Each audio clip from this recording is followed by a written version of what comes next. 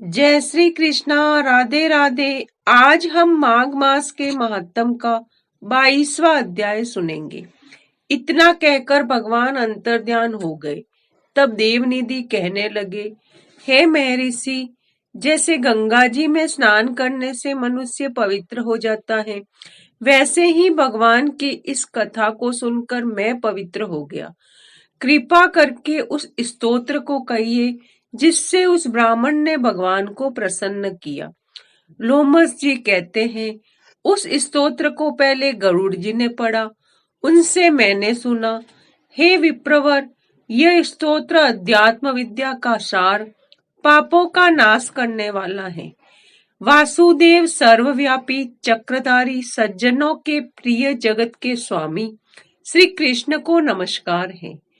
जब स्तुति करने वाला जिसकी स्तुति की जाए तथा सभी जगत विष्णुमय है, तो किसकी स्तुति की जाए? भगवान के श्वास वेद हैं, फिर कौन सी स्तुति उनकी प्रसन्नता के लिए की जा सकती है? जिसको वेद नहीं जान सकते, न वाणी न मन जान सकता है, उसकी स्तुति में अज्ञानी क्या कर सकता है? सारा चर अचर संसार जिसकी माया से चक्र की तरह घूम रहा है, इसी से हे प्रभु आप चक्रधारी कहलाते हो। ब्रह्मा विष्णु महेश आप में ही है। सारे संसार को उत्पन्न करने वाले ब्रह्मा को भी आप उत्पन्न करने वाले हो। जब जीव शरीर को धारण करता है, तब उसमें ज्ञान उत्पन्न होता है। तुम सब सुखों के दाता हो, इसमें कोई संदेह नहीं है। आपसे सुखों को देने वाली बुद्धि उत्पन्न होती है। आपसे संपूर्ण सुखों को देने वाली बुद्धि उत्पन्न होती है। आप ही 5 कर्मेंद्रिय, पंच महाभूत और मन के विविध भाव हो।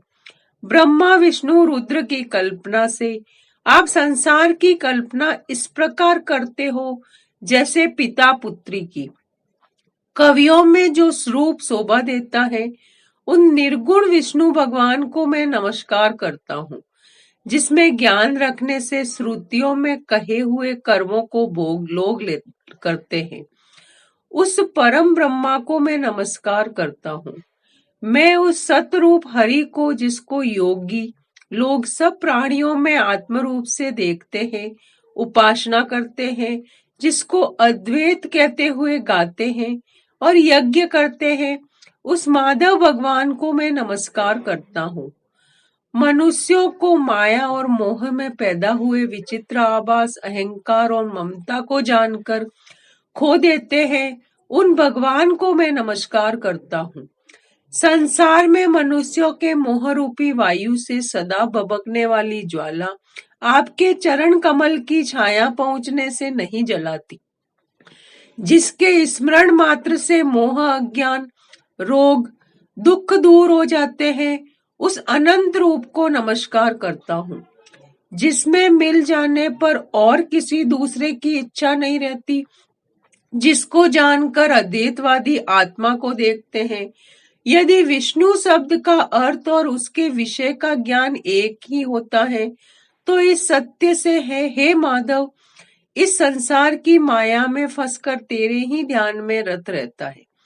यदि वेदांत दर्शन में भगवान सारे संसार में व्याप्त है, तो इसी सत्य से भगवान में बड़ी निर्विघ्न भक्ति हो, जो बीज में नहीं हो तो भी बिना बीज के स्वयं विद्यमान है, सो वह विष्णु भगवान रूपी रंग में हमारे बीज के टुकड़े टुकड़े को, जो सृष्टि, स्थिति तथा लय के लिए ब्रह्मा विष्णु महेश तीनों रूप धारण करते हैं और कार्य में सत, रज और तम इन तीनों गुणों में विद्यमान है, वह भगवान मुझ पर प्रसन्न हो। जो प्राणियों के हृदय रूपी मंदिर में निर्मल देव वास करते हैं, वह भगवान मुझ पर प्रसन्न हो। जो अविद्यापूर्ण संसार का त्याग करता है, जगन्मय आप हो, आपका बनाया आनंद करता है, आपके त्याग करने पर अपवित्र हो जाता है, उसका साथ करने पर भी तुम बिना साथ के बने रहते हो। विकार रहित जिनके चारवाक पंचभूत योग से पैदा हुआ चैतन्य मानते हुए उपासना करते हैं। जैन लोग आपको शरीर का परिणाम मानते हैं और सांख्यवादी तुम्ही को प्रकृति से परे पुरुष मानकर ध्यान करते हैं। जन्म इत्यादि से रहित चैतन्य रूप सदा आनंद स्वरूप उपनिषद जिसकी महिमा गाते हैं। आकाश आदि पंच महाभूत देह मन बुद्धि इंद्रिया सब तुम ही हो, तुमसे अलग और कुछ नहीं। तुम ही सब प्राणियों को उत्पन्न करने वाले हो और मुझको शरण देने वाले हो। तुम अग्नि रवि इंद्र होम मंत्र क्रिया फल सब तुम ही हो। कर्म के फल देने वाले वैकुंठ में तुम्हारे सिवा कोई नहीं है। मैं तुम्हारी शरण में हूँ। सब प्राणियों के हेतु और उनको शरण देने वाले तुम ही हो। जैसे युवा पुरुष की युवती में और युवती की युवा में प्रीति होती है, वैसी ही मेरी प्रीति तुम में हो।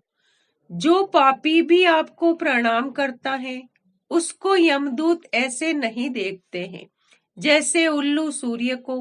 प्रत्येक पाप मनुष्य को उस समय तक ही सुख देते हैं जब तक वह आपके चरण कमलों का सहारा नहीं लेता, जिसको गुण आदि और धर्म को स्पर्श नहीं कर सकते तथा गतियां भी स्पर्श नहीं करती, जो इंद्रियों के वशीभूत नहीं है, जिनका बड़े बड़े मुनि लोग साक्षात नहीं कर सकते, उन भगवान को मैं नमस्कार करता हूँ। जितने ज्ञान रूपी सुंदर गुण हैं, जिन्होंने सुख स्वरूप मोक्ष रूपी लक्ष्मी का आलिंगन किया है, जिन्होंने आत्म स्वरूप सुख भोगा है और जिन्होंने ध्यान रूप से मृत्यु को वश में कर लिया है, ऐसे मुनियों से सेवित भगवान को नमस्कार है। जो जन्म आदि से अलग हैं, जिनको काम क्रोध आदि दोष दुख नहीं देते हैं, उन वासुदेव भगवान को मैं नमस्कार करता हूँ। जिनके ज्ञान की गति में अविद्या रूपी मल शुद्ध हो जाता है, जिनके ज्ञान रूपी शस्त्र से संसार रूपी शत्रु का नाश हो जाता है, उन दुखों के नाश करने वाले को मैं नमस्कार करता हूँ। जिस प्रकार सब स्थावर जंगम संसार को उत्पन्न करते हैं, इसी सत्य से भगवान मुझको दर्शन देवे। इस प्रकार उसकी सच्ची भक्ति देखकर भगवान ने प्रसन्न होकर उस ब्राह्मण को दर्शन दिए और ब्राह्मण की स्तुति से प्रसन्न होकर उसको वरदान देकर भगवान अंतर्ध्यान हो गए और वह ब्राह्मण कृत्य होकर भगवान में लीन हो गया और शिष्यों के साथ साथ स्तोत्र पढ़ता हुआ तपोवन में रहने लगा। जो कोई स्तोत्र को पढ़ता और सुनता है, उसकी बुद्धि पाप में नहीं लगती और न ही बुरा फल देखता है। इसके कीर्तन से मनुष्यों की बुद्धि मन और इंद्रियां स्वस्थ होती हैं। जो भक्ति पूर्वक इसके अर्थ को विचार कर इसका तप करता है, वह वैष्णव पद को प्राप्त होता है। इसके सदैव पढ़ने से मन वांछित कार्य सिद्ध होते हैं। मनुष्य सुपुत्र पाता है और धन पराक्रम और चिरायु ज्ञान प्राप्त करता है। इसके पाठ में से बुद्धि धन यश कीर्ति ज्ञान और धर्म बढ़ाते हैं। दुष्ट ग्रहों की शांति होती है। ये व्याधियों और अनिष्टों को दूर करता है, दुर्गति से तारता है। इसके पढ़ने से सिंह व्याघ्र चोर भूत देव पिशाच और राक्षस का भय नहीं रहता। जो भगवान का पूजन करके उस स्तोत्र को पढ़ता है, वह पापों से ऐसे ही अलग रहता है जैसे जल पंख से कमल। जो इस स्तोत्र को 1 काल 2 काल या 3 काल पढ़ता है, वह अक्षय फल प्राप्त करता है। जो मनुष्य प्रातः काल उस स्तोत्र को पढ़ता है, वह इस लोक और परलोक में अक्षय सुख पाता है। वेद दूती का बनाया हुआ यह स्तोत्र भगवान को अत्यंत प्रिय है और भगवान के दर्शन कराने वाला है। योग सागर नाम का यह स्तोत्र परम पवित्र है। जो कोई भक्ति पूर्वक इसको पढ़ता है, वह विष्णु लोक को जाता है। अब पिशाच मोक्ष की कथा कहते हैं। राधे राधे।